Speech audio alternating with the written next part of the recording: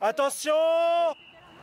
1951, création du club de rugby de Pontlieu-le Mans. Il a fallu attendre ces 5 dernières années pour qu'émerge une vraie section féminine avec 3 équipes de rugby à 7. Les entraîneurs y enseignent le même rugby qu'aux garçons, à un détail près. Souvent les garçons, on a des jeunes qui commencent très tôt, donc qui ont le sentiment d'avoir une connaissance du rugby importante, alors que les filles, elles sont toutes neuves et elles sont là pour apprendre, et elles écoutent, elles apprennent vite et elles sont en demande d'apprentissage. Je suis même assez étonné en fait, pour être honnête, complètement honnête, sur l'engouement que ça engendre un petit peu, parce qu'on a quand même des jeunes filles qui sont arrivées au rugby sur lequel je me disais bon, pas sûr que ça soit vraiment fait ou adapté, puis en fait je me suis complètement trompé.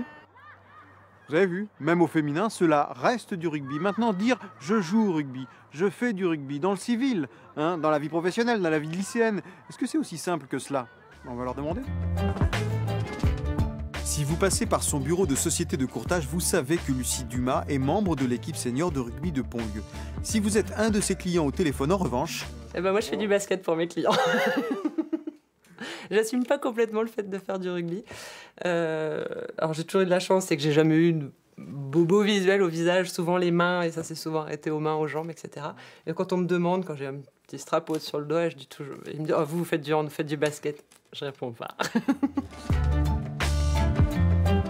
Un bon plaquage en fin de journée, quand on a passé une journée à se manger le frein parce que ça allait pas avec les clients, c'était parfait. C'est souvent parfait.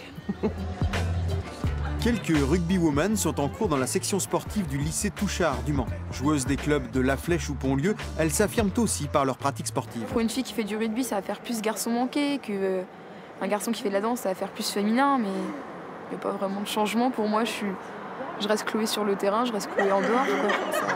C'est vrai qu'il faut vraiment se justifier en disant qu'il n'y a pas que les garçons qui peuvent faire un sport de contact et que nous, les filles, on est aussi capables de faire ça.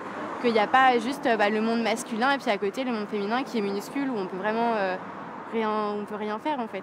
C'est comme les filles qui aiment l'équitation, elles aiment les animaux. Moi j'aime le sport, le fait de rentrer en contact dans les gens, dans l'équipe d'en face. Et au total, il y a près d'une 50aine de licenciées féminines au club de rugby de Pontlieu, ce qui fait de Pontlieu le plus grand club de rugby de la Sarthe. 2 entraînements par semaine, même pour les filles. C'est reparti.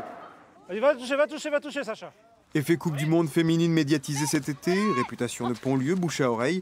Le club a vu arriver 15 nouvelles licenciées cette saison. C'est un fait, le rugby plaît aux filles. C'est vraiment un sport où on compte les uns sur les autres et on met en place des tactiques ensemble. Et donc c'est ça qu'on apprend en premier. De ressentir le rugby, de pouvoir faire les passes, d'avoir le ballon dans les mains, d'être sur le terrain.